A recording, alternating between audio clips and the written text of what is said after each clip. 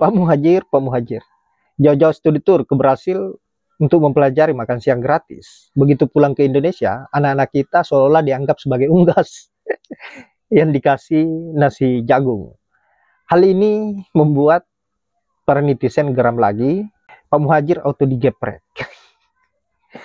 Oke lah, tanpa berlama-lama langsung saja kita simak seperti apa geprekan para netizen untuk Pak Muhajir ini. Apa lo kate kita disuruh makan nasi jagung? Wak-wakung dong. Ngaco kadang-kadang. Tembolok orang kita itu nasi bang, nasi pak. Nasi jagung. Tuh kira di penjaraan. Yang bener aja sih. Udah mulai pada ngaco ini, ngaco. Coba aku tanya sama lu pada ada yang doyan nasi jagung? Hah? Bebek kali kita dikira. Parah ini. Kemarin pas waktu kampanye pemilu ada orang-orang yang so suci nih, so berjiwa sosial ngomong kayak gini. Makan siang gratis itu berguna buat masyarakat kita. Karena banyak orang-orang di masyarakat itu tuh yang buat makan aja susah. Tapi sekarang giliran anggaran makan siang gratis dimainin. Ya, seakan-akan rakyat tuh nggak penting, hilang tuh semua orang kayak gitu. Seakan-akan nggak pernah inget gitu kalau pernah ngomong kayak gitu. Ya, pas anggaran makan siang gratis dibikin jadi kayak anggaran makan siang gratis buat binatang. Ada kemana tuh orang-orang kayak gitu? Dari 15.000, 17.000, 5.000, 4.400 sampai yang kayak gini terakhir tuh. Kayaknya lebih mahal makanan binatang lah daripada makanan anggaran buat kita. Emang Menteri Pembangunan Manusia dan Kebudayaan (PMK) itu menyebutkan bahwa nasi jagung bisa menjadi opsi menu makan siang gratis.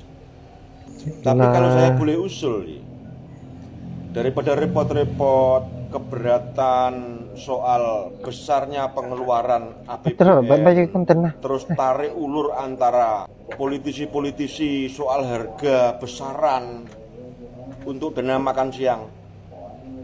Bagaimana kalau menu makan siang itu diganti dengan bekatul?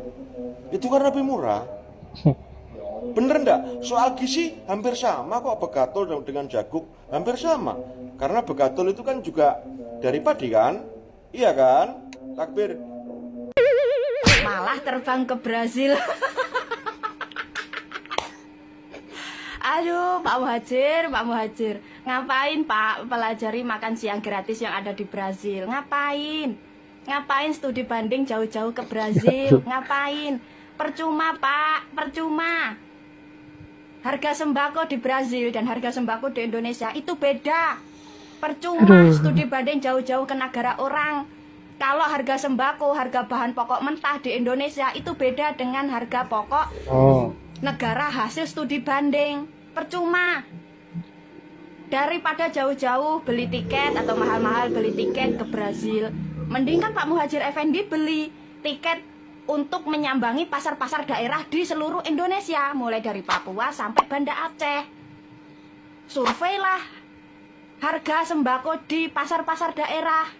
Relate nggak 7.500 dengan harga sembako di setiap daerah? Harusnya kan begitu. Percuma mempelajari makan siang gratis yang lebih murah di negara orang kalau harga sembako di negara sendiri lebih mahal. Percuma jauh-jauh terbang ke Brasil buat mempelajari makan siang gratis murah di sana. Percuma. Di Indonesia harga sembako itu berbeda antara di Sumatera, di Jawa, Kalimantan, di Papua, di Sulawesi itu berbeda. Kita lihat ya harga sembako di Papua. Satu sak atau satu karung beras di Papua itu harganya 2 juta. Satu kerdus mie instan itu harganya 1 juta.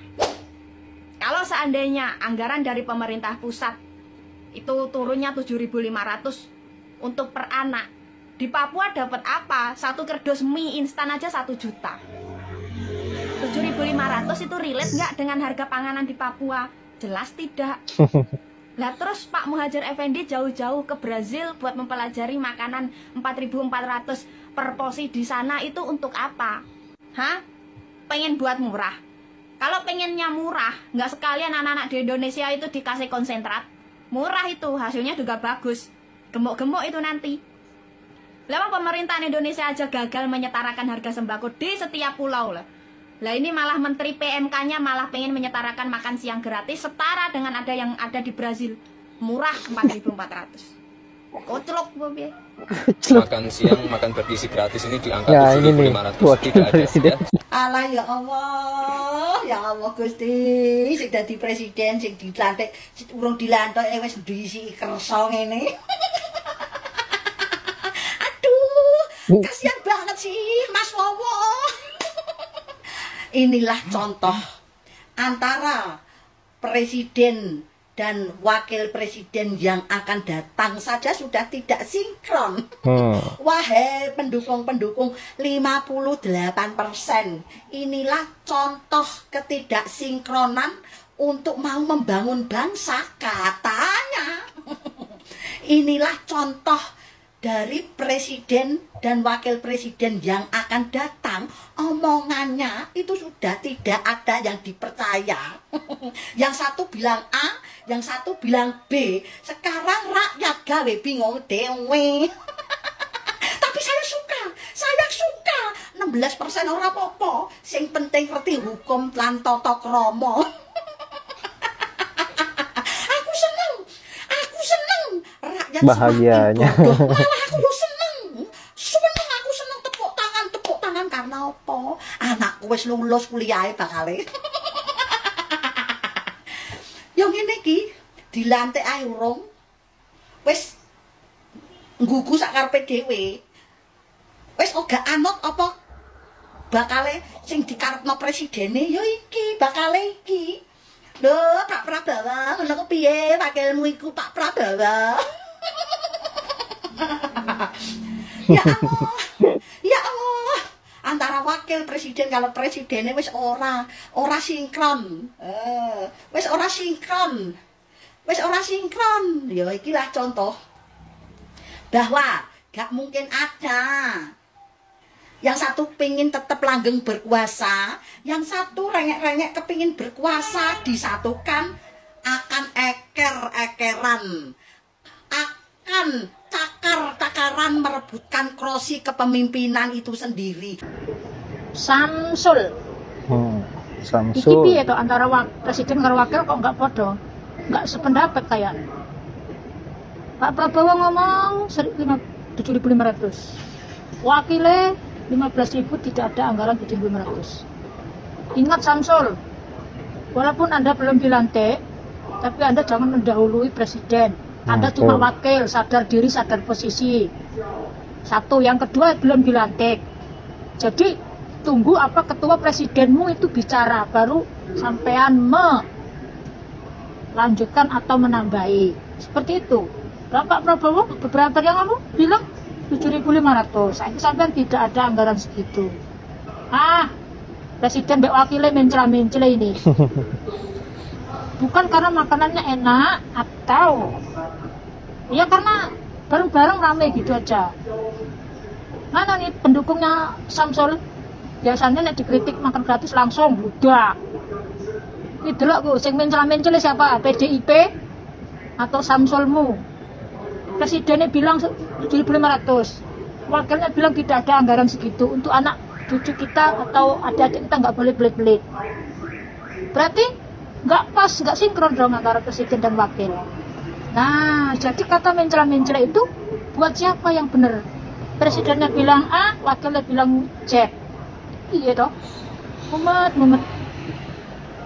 Ingat mas, sekali lagi, sampai posisi sampai cuma wakil, itu pun belum dilantik. Jadi sebelum presiden mengeluarkan keputusan atau mengulangi yang sudah dilontarkan sebelumnya, Anda jangan mendahului. Ya, sadar diri, sadar posisi. Sadar diri, sadar posisi. Nah, itulah para netizen lagi-lagi menggeprek habis-habisan Pak Muhadjir dan juga Samsul. Dan saya cuma mau mengingatkan kepada pendukung setia Pak Prabowo, bahwa jagalah Pak Prabowo baik-baik. Kita tahu sendiri bahwa Samsul ini sedang birahi berat terhadap sebuah kekuasaan, sehingga terlihat begitu barbar belusukan tanpa menunggu abah-abah dari presiden yang terpilih, yaitu Pak Prabowo. Dan saya kira ini tindakan yang sudah bisa kita tebak bahwa begitu ambisinya Kaisang untuk menjadi orang yang nomor satu di Indonesia ini. Kemudian tadinya saya berpikir bahwa menterinya Pak Jokowi yang paling koplak adalah Budi Ari, tetapi setelah melihat Pak Muhadjir seolah-olah menganggap anak-anak kita adalah unggas. Kasihan Pak Muhadjir ini. Entah dosa apa bangsa ini sehingga mendapatkan para pejabat-pejabat yang kocelok-kocelok seperti ini. Ya Allah, Pak Muhadjir, Pak Muhadjir. Jauh-jauh ke Brasil, hasilnya hanya seperti itu. Buang-buang anggaran pula. Baiklah sahabat-sahabat, saya kira hanya itu. Buat Pak Muhadjir, terima kasih karena sekali lagi Anda membuat terhibur, membuat rakyat Indonesia terhibur dengan terobosan-terobosan barunya. Dan saya akhiri dengan ucapan wallahul muwaffiq ila aqwamit thoriq. Assalamualaikum warahmatullahi wabarakatuh.